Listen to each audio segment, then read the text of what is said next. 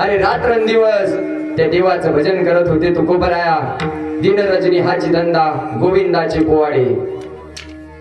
अरे साधू कोणाला म्हणावं, अरे संत कोणाला म्हणावं सांगून जाईन. अरे जर साधू बनायचं असेल तर दुःख सहन करावे लागेल. अरे माझ्या तुकोबरायला किती दुःख सहन करावं लागलं. अरे आठवा तो काळ तुकोबरायांचा.